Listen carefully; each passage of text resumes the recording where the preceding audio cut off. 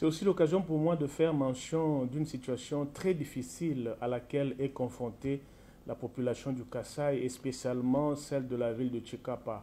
Vous savez, au mois de juin, le 10 juin dernier, nous étions partis en termes de caucus rencontrer le ministre national des infrastructures pour plaider sur une urgence, l'écroulement du pont Kaluebo qui relie le territoire de Luebo à Chikapa. Vous savez que Luebo fournit énormément la ville de Chikapa en maïs et avec l'écroulement de ce pont, l'évacuation devient très compliquée. La ville de Chikapa en soi est alimentée par le territoire de Luebo, par le territoire de Mweka et par le territoire d'Ilebo en termes de maïs, cette denrée qui est importante pour nous.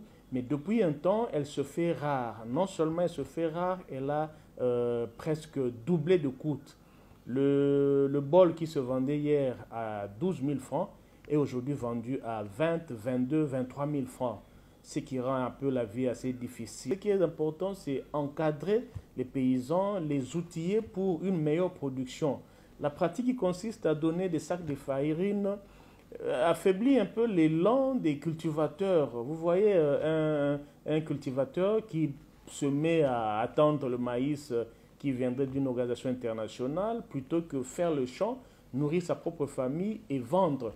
Moi, je pense qu'il faut qu'il revoie cette politique-là qui crée une certaine paresse et les villages, les secteurs ne savent plus produire suffisamment de maïs pour à la fois nourrir la ville et aussi exporter dans d'autres provinces. Et je pense aussi qu'il faut qu'il y ait des concertations, des réunions, des politiques régionales entre deux, trois provinces. Ce n'est pas normal que toute la quantité de maïs qui est produite à Mweka soit toute exportée en dehors de la province du Kasaï et au point que les populations locales commencent déjà à manquer le maïs. La même chose, on le vit avec le port d'Ilebo. L'essentiel de la production est évacué vers Kinshasa. L'essentiel de la production est racheté, évacué vers Kinshasa dans la ville de Chikapa. Et au finish, la population se retrouve avec des quantités insuffisantes de maïs, ce qui directement donne lieu à cette montée des prix.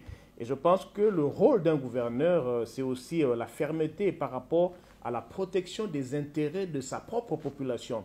C'est vrai, ces maïs qui sont exportés à Kinshasa, à Kananga et Mbujimai, ce sont des Congolais qui en consomment, mais les producteurs, là où on produit ce maïs, nous avons aussi besoin d'en consommer. Et donc les gouverneurs concernés devraient avoir un certain nombre de dialogues pour voir un peu comment juguler la situation, mais également chercher à ce que chaque territoire de chaque province arrive quand même à exploiter les cultures qui sont indiquées dans ces coins-là. Je crois que c'est vraiment très important pour que l'on puisse garantir une vie paisible à nos citoyens, tout en soulignant que les routes des dessertes agricoles ont leur pesant d'or. Sans ces routes-là, il est difficile de nourrir la population et même nourrir la capitale.